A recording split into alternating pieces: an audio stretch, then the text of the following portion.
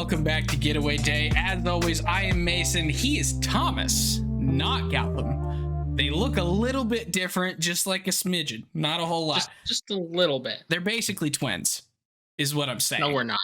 We're not, but really? Yeah, believe it or not. Wow. Okay. Oh, right. Gotham and I are twins. Yeah, checks out. Okay, I remember now. As long, whatever makes you comfortable, honestly. Yep. We'll go with it. Yep, we're twins. So today is opening day. Ignore the darkness out my window right now because we're definitely doing this live. It is opening day of Major League Baseball.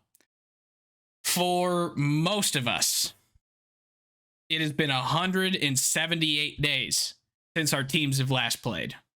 For those Rangers and Diamondbacks fans that were lucky enough to see their teams play in the World Series, it has been 147 days since meaningful baseball. That is a long, long time. And I don't know about you, Thomas, but I've been itching. Well, I was actually going to ask you, as a St. Louis Cardinals fan, how many days has it been since you guys played meaningful baseball? Shut up. 365. It has been 365 days. I had to throw at least one in there. I hate you. Oh my God. Okay. Well, I deserve that. We're starting this podcast off strong. You're a Jays fan. When's the last time you went to a World Series? Hey, shut up. All right, but it is opening day. We have a ton of really good matchups today. We have a ton of young talent that has made the rosters. And so just a couple of the guys to be looking out for. Jackson Chourio. We've talked about him quite a bit. He is going to be the starting center fielder for the Milwaukee Brewers. Honestly, can't say enough good things about Jackson Chourio. The dude is amazing. I haven't, because obviously with the way spring training works and the Jays being in Florida, and I haven't really been able to see a ton of the Milwaukee games except for the clips that I see from Haley Cruz Mitchell of what Garrett Mitchell's doing. And he's out for now a month because he fractured his hand, and I'm very sad. But no, like Jackson Chourio, I just love the look that this guy has, like just the build that he has as a player. And for him now to make the opening day roster, which I think he was born in 2004. He is 20 years old. Almost exactly. His 20th birthday was 15 days ago. We're getting old. We're getting old. And I'm a couple years older than you. But yeah. Yeah, it makes me feel inferior. Like I haven't really done much with my life. And, you know. I mean, we get to actually talk about Jackson Chourio. He doesn't get to talk about himself the way that we're going to be talking about him today and probably for the rest of. And he doesn't get to talk about us. That's true. He has no idea who we are, unless he does, because he might. But just think for a minute. If he doesn't know who we are, how much he's missing out in life. I mean, we're amazing. Like, maybe not at like any particular thing. I'm sure some people don't like us doing this, but you know, we're great at the things that we're great at. And he doesn't know. And it's a bummer. We need to have like fan graphs, but for everyday life. I think that'd be fun. It's fan graphs for the average fan. Like, it's just graphs on what the average fan of baseball does. Yeah, I just need them to track, like, how many pointless conversations I have with coworkers per day and, like, things like that. Statcast it. I'm here for it. But uses conversations per 24. Uses conversations per 24 hours. Mine's through the roof. I actually hold the record. But yeah, Jackson Chourio, 20 years old. He's 5'11", 200 pounds. He is built for a 20-year-old kid. He had 22 home runs in Double-A last year and signed that big 8-year, $82 million contract with the Brewers earlier this year. He is hands down the favorite for NL Rookie of the Year right now. Well, I say that Yoshinobu Yamamoto could end up with that honor as well. But he could, but his first start really didn't go well. That's not really all that important to me. I have Hey, no concerns about him. I think he's going to be just fine. If I was voting right now, based on the like 2 regular season games we've had, and they weren't even in North America, he's already lost my vote. It's over. That's why you're not voting. Well, I'm also not a baseball writer, so Fair enough. But so Jackson Chourio, we actually knew was going to be making this roster a long time ago, along with Jackson Merrill. We actually talked about those two at length a while back. I don't remember the exact episode number off the top of my head, but I know that we did, because T-Rad made a lovely thumbnail that has 3 different Jacksons on it: Jackson Holiday, Jackson Chourio, and I believe it was Jackson Merrill was the other one. I believe it was, yeah. I think even for fun, I threw Ricky Tiedemann in there too, if I remember correctly. He's not Jackson, but yeah. But there's a couple other guys that have made the opening day rosters for their teams that I think we should really take a look at. One, Wyatt Langford, for the Texas Rangers. Wyatt Langford, we talked about him a bit earlier in the offseason as well. He very nearly made the World Series roster for the Rangers and hasn't even debuted in the majors yet. But he was this close to making it to the World Series roster. They decided to go with... Actually, I don't even remember who they went with instead. I don't remember who they went with either. I honestly don't remember, but I was just looking at the Texas Rangers roster on their... like where you can scroll through the quick menu for all their players on the roster. He doesn't even have a spot on that yet. And I looked, and he wasn't on the 40-man before we were recording. He wasn't on the 40-man. I think he's probably somewhere in the non-roster. And it's like, how? This kid, who is, I think you said earlier. I was going to say, they don't have to make the move official until like Thursday morning. So it won't be reflected in a lot of... So, considering we're releasing this on Thursday, because it's definitely live. Oh, yeah. Yeah. So... We're just behind the times, and we haven't actually been able to. Yeah, so he's probably already been officially put on the roster, whatever. But yeah, Wyatt Langford, he's awesome. He oh, there we go. If I could click the right buttons, we will be good. 22 years old, came out of Florida. University of Florida down in Gainesville in last year's draft, actually. Made it all the way up to AAA last year, where he only played 5 games, but he made it to spring training this year with the Rangers, and in spring training, he just casually hit 350, 403 with 6 home runs. Oh my gosh. Yeah. So Wyatt Langford would be the second player from this draft to make his major league debut, because Nolan Shanwell made his major league debut last year. Yep. And both that of them feels crazy to me. Both feels of them crazy were college guys, so it's like it's not as crazy. It still is a little bit weird, because usually the college competition is maybe not quite as advanced as AAA, just because when you're in AAA, you've worked your way up a major league system, worked with their coaches, whatever. So these guys coming straight out of college and basically being able to make the roster that quickly is just going to show you how well college baseball has been improving and coaching up their players. And so, yeah, Wyatt Langford is likely making this roster, going to take a starting outfield spot. He has ridiculous amounts of power and a really good hit tool, and he's really, really fast.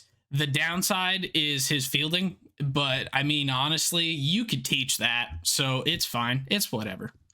But yeah, Rangers fans, you're going to love Wyatt Langford, and everyone else, you're going to hate Wyatt Langford.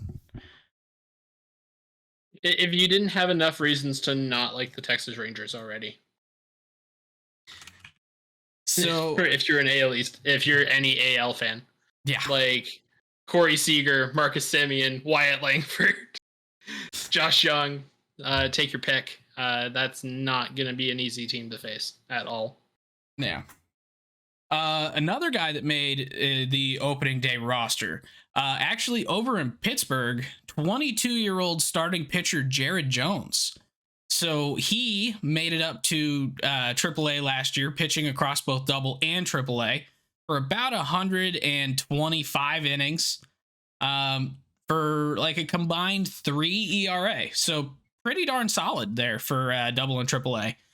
He's got pretty good strikeout numbers. He does walk quite a few guys, but he is getting a shot here at 22 years old to join this rotation for the Pirates while they have both Johan Oviedo and JT Brubaker on the IL.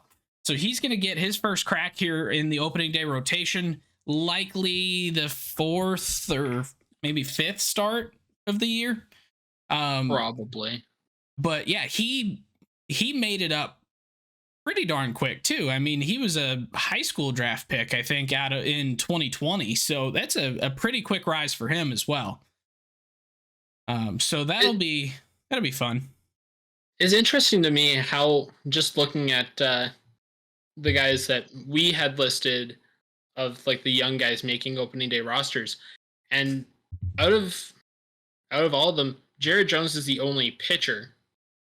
Everyone else is an outfielder. Yeah. Because you got Jackson Merrill, Victor Scott, who we haven't gotten to yet, but we will get to that one. Jackson Churio and Wyatt Langford. But I mean, that kind of makes sense too, because like with hitting, it's like you can't teach power. It's just something that develops. So if someone has a good hit tool and they can play defense, it's a lot easier to bring them up. But with pitchers, there's so much finesse and so much, there's so many little tiny things that if they go wrong, everything's wrong. And like you can deal with that a little bit more and adjust a little bit better as a hitter and make those changes in season. But with a lot of these young pitchers, it gets really, really difficult. Plus, if you're getting just absolutely hammered on the mound versus just striking out quite a bit at the plate, I feel like it's almost two entirely different levels of confidence detractors. Yeah, I mean, and it all depends as well how your manager handles it, because you could be just left out there to get shelled. Yep. And then, or hey, you've taken enough of a hit, you're good. Yeah. Yeah, Gavin Stone kind of got screwed like that last year a couple times for the Dodgers. There was a game against the Rays where he just didn't have it. He got shelled for like 7 or 8 runs in like 4 innings. There was a pitcher on the Rangers, I believe it was last year, in a start against the Jays, and they just left him out there. They were like, hey, you know what? You're getting shelled. Have fun. He gets shelled for like 5 innings. They take him out, and they got DFA'd the next day. It's like, that's unfortunate. Yeah. But so Jared Jones, he is a pretty good young prospect for the Pirates here. I believe he's in their top. Oh, where'd it go? We actually... he's their 6th overall prospect. And in Fangraph's top 100, he actually ranks out overall at number 62. So he's a pretty high rated prospect, just kind of in general. So because we're recording this live, definitely live, we're actually going to be breaking some news on the pod. Jeff Passan just tweeted out that Jordan Montgomery is going to the Arizona Diamondbacks. Oh, I like that. Okay. So that means the Diamondbacks rotation is now Gallen, Merrill Kelly, Eduardo Rodriguez, Jordan Montgomery, and Brandon Pfaadt. Yeah, Brandon Pfaadt. I mean, we obviously don't know how early Jordan Montgomery is going to get back into action because he's been gone all spring long. Well, and same with Eduardo with the strained lat. So yeah, so you're going to have few young guys that kind of roll into the rotation to start. But I mean, I like that deal for Arizona, and yeah, that's a great signing right there. I think the Diamondbacks just kind of rocketed up my my power rankings just with that one signing. That changes the complexion of this team a lot in a really positive light. It makes that division a lot. Like, I know we only talked, you and Gowie only talked about the NL West a couple weeks ago now, but I think it was right before the Soul Series. But Arizona now all of a sudden looks like a real contender here. And yeah, they're not necessarily loaded with the star power of the Dodgers, but that's a really good rotation with a good young core there too. Yeah. So, I mean, I was hoping that Jordan Montgomery was going to get signed before the season started. He's cutting it close. He was cutting it real close. I guess getting back to kind of what we were talking about though, the last one of these young guys that made the opening day roster actually made it for kind of a bad reason. Like, he absolutely earned the spot, but he got optioned down the other day to AAA, and this is Victor Scott II for the Cardinals. He got sent or reassigned to minor league camp here a couple days ago, and then yesterday, Monday, for those of you listening to this when we actually release it, Monday, Jordan Walker went and dove to make a catch in an exhibition game against the Cubs, and he ended up taking out the legs of Dylan Carlson. There was a miscommunication where neither one of them called for it, and so Walker didn't see him until he was already in the air. It was just a really freak accident. Carlson comes down, lands on his shoulder, on his wrist, on his ankle, and it was not good. He came out of the game immediately. He got x-rays, MRI. Turns out he has an AC joint sprain. So he's on the IL to start the year. So we're down Lars Nootbaar and Tommy Edman, the two guys that manned center field for us last year, and Dylan Carlson, the guy who's going to be filling in center field while we were waiting for the other two to come back. So other than Michael Ciani, who was given the fourth outfield spot on the team, our only options were Jordan Walker moving to center, which we already made him move to right field from third base. We're not going to make him move again. Alec Burleson, who is a first baseman and should only be a first baseman if he even plays in the field, but he's playing left. And Brendan Donovan, who can play corner outfield, but has never played center. So things weren't looking great, but Victor Scott had a phenomenal spring. And so today the Cardinals brought him up, purchased his contract from not the Springfield Cardinals, from the Memphis Redbirds. And he will be making the opening day roster. And my guess is he will be the opening day center fielder over Michael Ciani. So huge win for Victor Scott fans. Fantastic for Victor Scott. I can't wait to watch this guy play. He is so fast. He has such great defensive skills, and he's got pretty good contact skills too. So if he can start putting the ball in play, there's a chance that he could basically, and this is going to sound like a weird comp, but he can basically do what Albert Pujols did to take a roster spot. Because for those of you who don't remember all the way back in 2001, Bobby Bonilla was on the St. Louis Cardinals. Bobby Bonilla got hurt at the end of spring training. So the Cardinals went, oh crap, what are we going to do? We'll just bring up this young Pujols kid. 5th round pick. He's probably not going to turn into much. Well, then Albert Pujols went on to win Rookie of the Year, hitting like 30-something homers or whatever it was, and became the greatest right-handed hitter of all time in the subsequent 23 years, or 22 years. So that's what happened for Pujols to get his roster spot. Victor Scott is not going to be the greatest right-handed hitter we've ever seen. Actually, he might even be a lefty now that I say that. But he's not going to become the greatest hitter we've ever seen by any means. But as far as how... He's a lefty. Yeah, he's not going to become the greatest left-handed hitter we've ever seen. I know that for a fact. But with his defensive abilities, the fact that he stole 94 bases in the minors last year, he led the minors in stolen bases.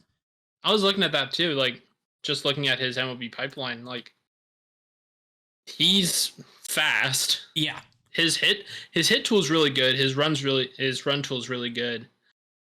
Like, yeah, I don't know.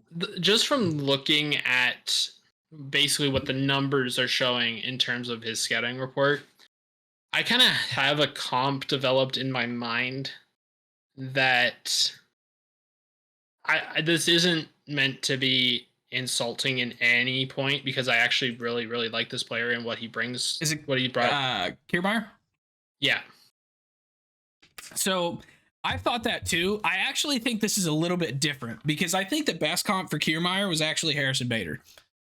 Because one, I can see that. Yeah, I think Victor Scott is almost like those two on steroids.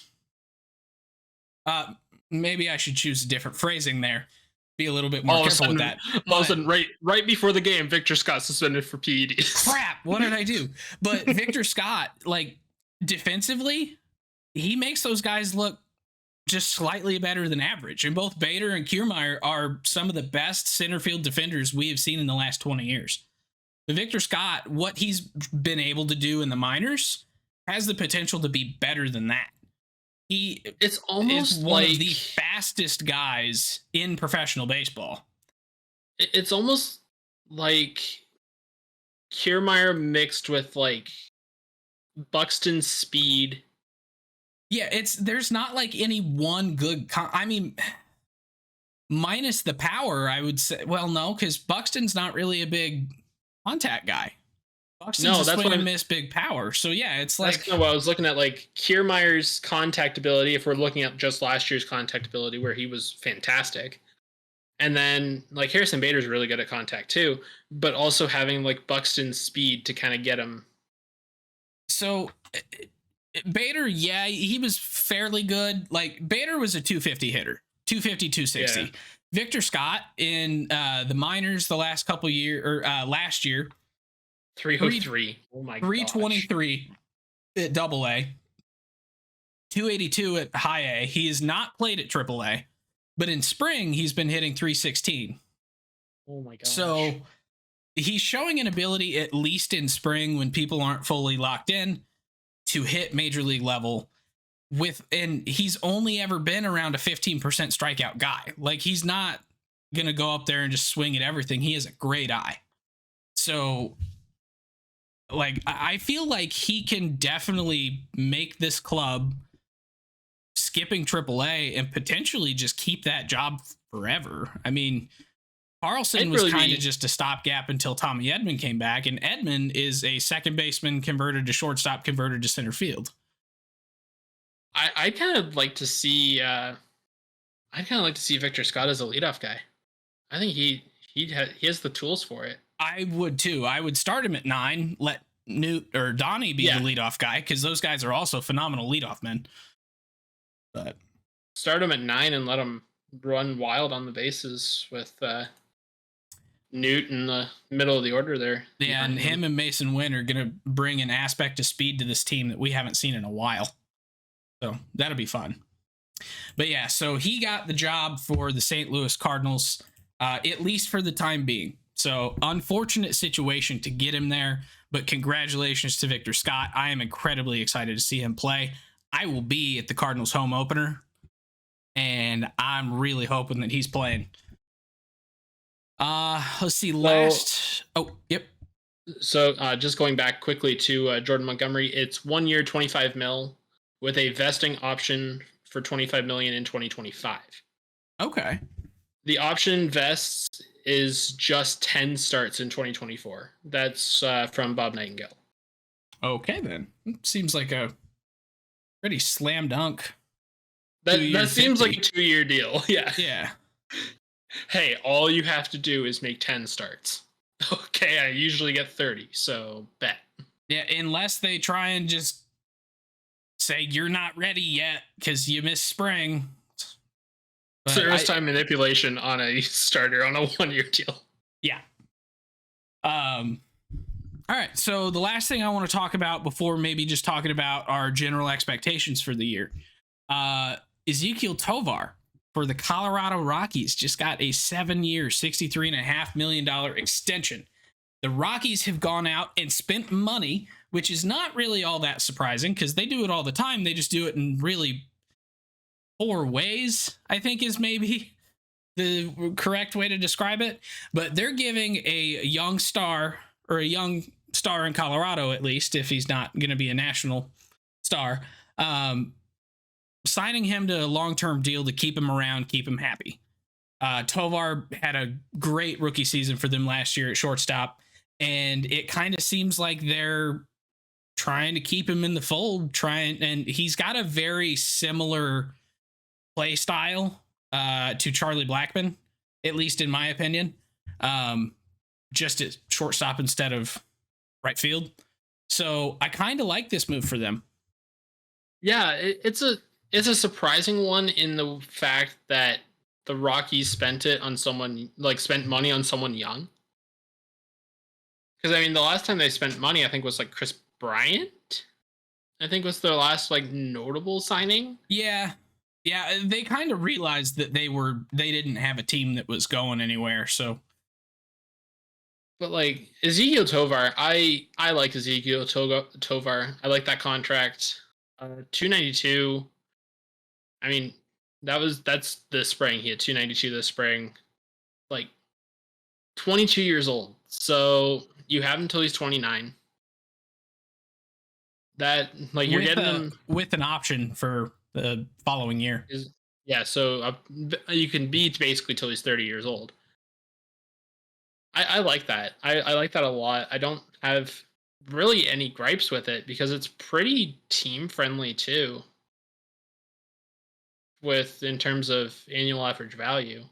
Yeah, I mean he's not going to get maybe the money that he would have at the end of arbitration, or maybe he is. Who really knows? But it gives both sides certainty for the next 7 years on what they're going to be paying. So, all right. Yeah. So just looking here.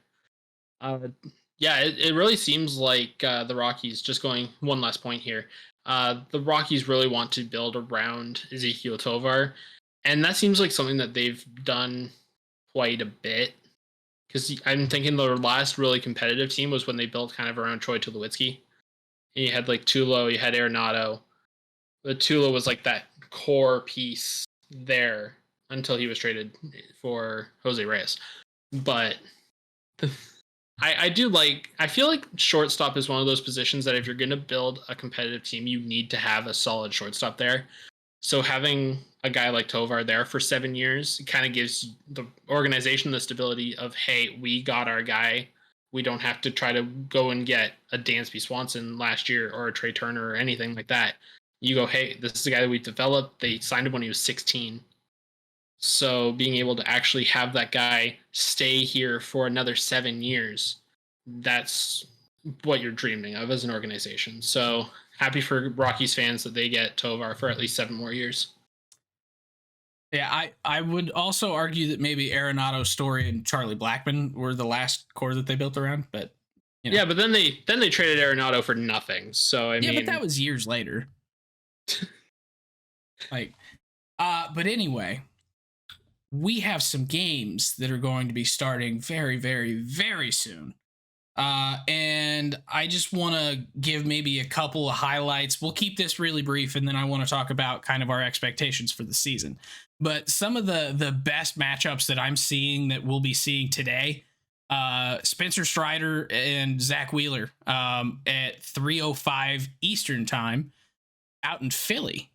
So that'd be a fantastic matchup.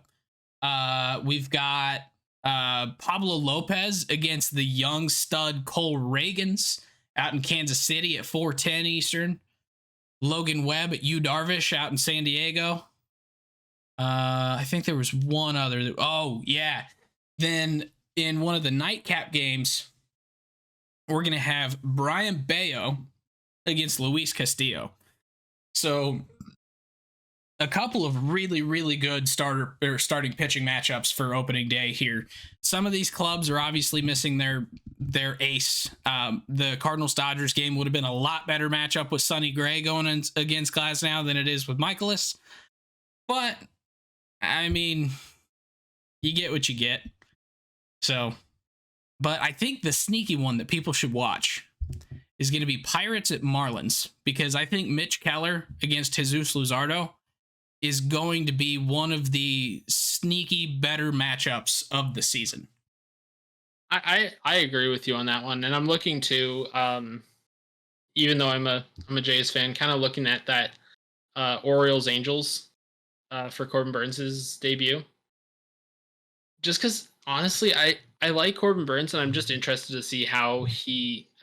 I know we had talked about this literally just the other day on the AL East preview that we did, but just how he adjusts to the AL East. Because I know there is times where you look at guys like Dalton Varsho when he came over from the NL to the AL last year, there is an adjustment period because the game is it's different in a way than I think most people expect. So how the Angels, which the Angels aren't a bad team, they're not the best team in the world. You still have Mike Trout. Logan O'Hoppe honestly looks fantastic too. He hit 450 dead center yesterday, I think. Solid. I'm also looking here real quick. Okay, so the Arizona Diamondbacks are playing at home.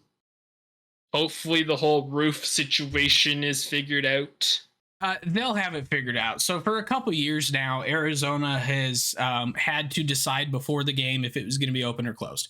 If there was risk of rain, they were closing it because they can't close the roof with people in it because of a couple of things that need fixed. They're expensive fixes, so they're being done, I believe, next year.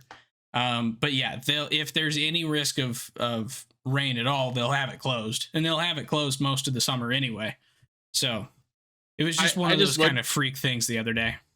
I just looked at it as a Jays fan, and I'm like, how did you guys how are you not prepared? Rogers Center, we can close it mid-game. We don't care. It's yeah, and they could in the past, but there's right now a couple of, I'm not sure what the exact issues are, but there's a couple of issues with some of the mechanisms that, as a safety precaution, while it's in operation, they require that nobody be in the building. I think Milwaukee's the same, if I remember correctly. Milwaukee, as of last year, yeah, they're working to get the roof fixed. But. So, I mean, I'm obviously very biased towards retractable roofs, but so I'm glad that they're figuring that out as they go along here.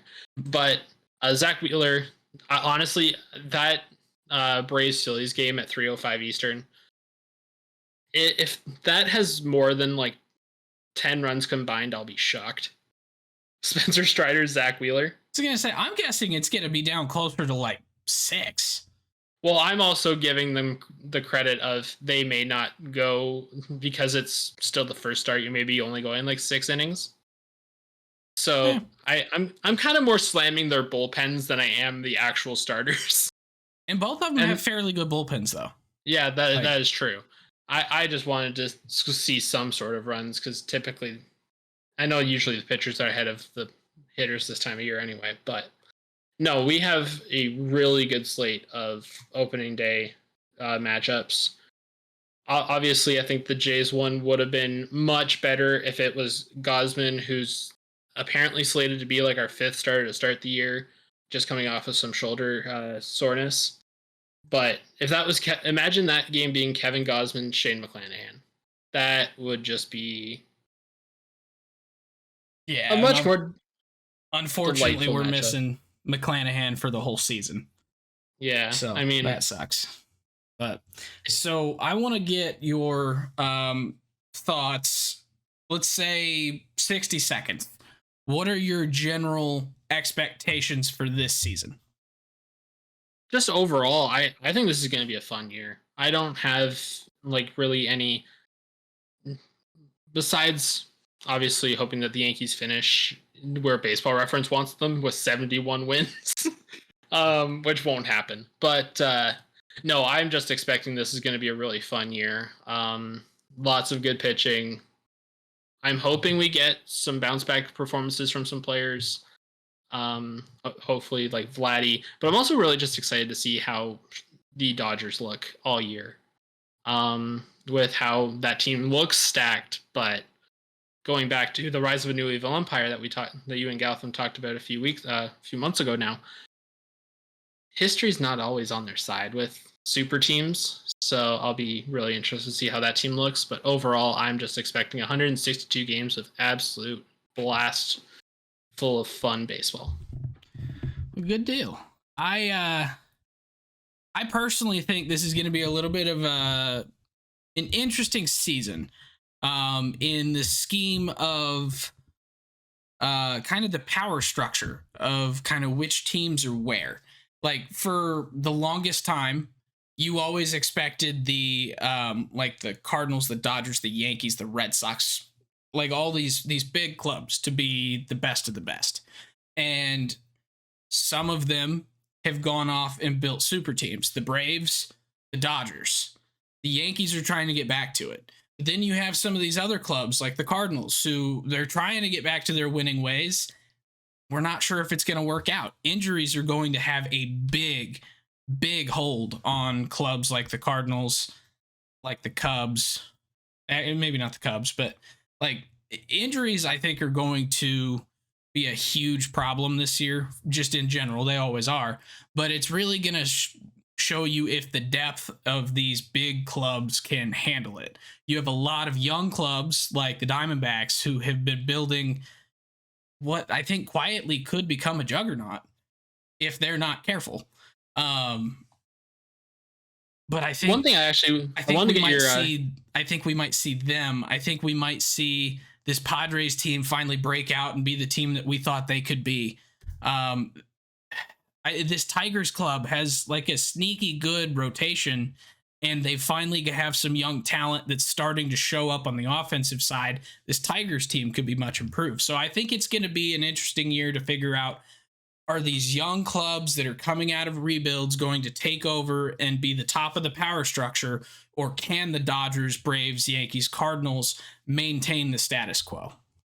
One thing I actually wanted to get your thoughts on real quick while we're just on the topic here of injuries. It seems to me, and this is just strictly based on what I'm kind of looking at here, that there's been a lot of shoulder injuries just to start the year, just in general, like across baseball. Is our teams getting their pitchers loose too quickly? I don't think so. This is always a problem. I think we just forget it every year. It's just a matter of pitchers have been kind of sitting, not idle, but they've not been going through the same kind of grueling schedule for a couple months. I mean, it's been 178 days for some of these guys. It just, you start working your arm out and then it swells, it gets or shoulder discomfort, whatever. It'll heal up. They'll be good to go. It happens every season. And it's just one of those that we forget. As soon as guys start having a bunch of shoulder surgeries or start having a lot more, or having Tommy John more and more, that's when I think we have an epidemic. But with the shoulder and specifically, a lot of it's just shoulder inflammation or shoulder soreness. And that's pretty typical with a ramp up period, no matter how quickly you do it. Well, Mason, obviously, we're probably getting close to wrapping up here. So I just want to wish you a season of health, success, and good calls, good challenges, because umpires will not make good calls 90% of the time. And let's watch some baseball. And I hope you don't have to be in the stadium with Angel Hernandez. Hey, if it's with him, challenges are going to be off the book this year, because, and hopefully for Cardinals fans, Lance Lynn and Angel Hernandez are never in the same stadium at the same time. They definitely will be. And Lance Lynn is going to be ejected within the first week in a game he's not pitching in. Mark my words. Watch it be opening day. It might be. Honestly, with the way that MLB rotates their umpires, it wouldn't even surprise me. But that is all we have for you guys today. Enjoy opening day. This is a day for celebration. The fact that any of us have to work today is stupid. So tell your bosses I said that. And then don't tell them where I live, and it'll be great. Yeah, so thank you very much, and we will see you guys back here very soon. If you enjoy the podcast, please subscribe on your favorite podcasting app or YouTube to make sure you don't miss any future episodes. Join the conversation on Facebook, Twitter, Instagram, and TikTok at Getaway Day Pod. If you enjoy card collecting, check out our sister YouTube channel at Getaway Day Cards.